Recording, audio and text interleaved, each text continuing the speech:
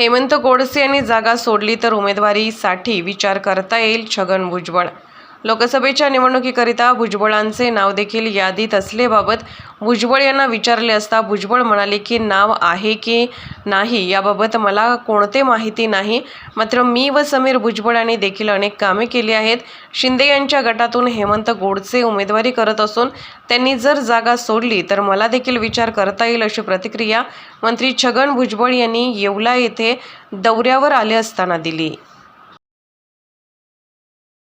काही त्यांना काहीच अडचण नाही. एक तर काय, ही रिझर्व सीट आहे आदिवासी समाजांसाठी. त्यामध्ये भारतीताई एक महिला आहेत, हा त्यांचा प्लस पॉईंट आहे.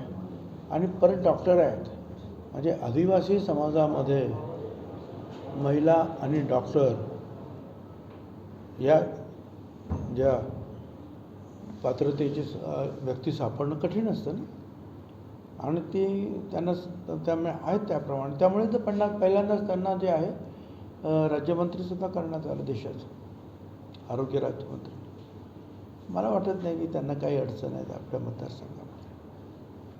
आता ते जाणार न जाणार, जाणार न जाणार, तळ्यात मळ्यात असे काही लोक आहेत काय. तर ते आता 2-4 दिवसांमध्ये ते सगळं काही आता स्पष्ट होईल. कोण म्हणतं जाणार आहे, कोण म्हणतं नाही जाणार आहे, असं चालू आहे. आता ह्या निवडणुकांमध्ये जागा वाटप झाल्यानंतर सीट वाटपांच्या वेळेला कोण कुठे जात आहे, कोण कुठे जात आहे. शिवसेनेतले शिंदेच जातात, शिंदेतले आणखी कुठे जातात, राष्ट्रवादीचे इकडे जातात, शरद पवारचे तिकडे जातात, अजित पवारचे तिकडे जातात. हे सगळं आता होणार. आणि प्रत्येक निवडणुकीला काही लोक इकडे तिकडे इकडे तिकडे होत असतात. तर ते आता फायनली ज्या येत्या 8 दिवसामध्ये ज्यांना कुठे जे काही जायचं असेल ते जातील आणि निवडणुकीला उभं राहायचं असेल निवडणुकीला उभं राहतील.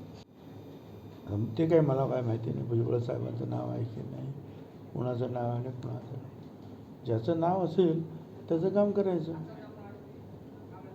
उमेदवारी तुम्हाला मिळू शकते त्या यादीमध्ये तुमचं नाव असेल तर उमेदवारीसाठी. आता मला कल्पना नाही उमेदवारीसाठी माझं नाव आहे की नाही. असू पण शकतं, नसू पण शकतं. असलं तर हे येवल्याचे लोक काय म्हणत आहेत ते त्यांना विचारा. ते सोडायला किती तयार आहे.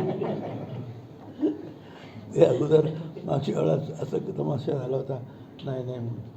परंतु जर असं आहे की हे तर नक्कीच आहे की इतरांप्रमाणे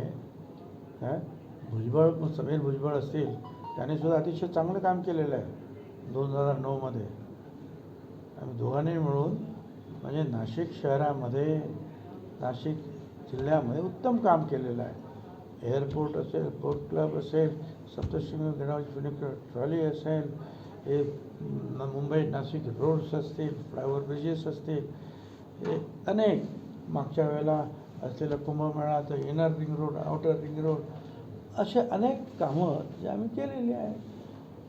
त्याच्यामुळे असं काही नाही की आमचा अगदीच काही विचार होऊ शकत नाही.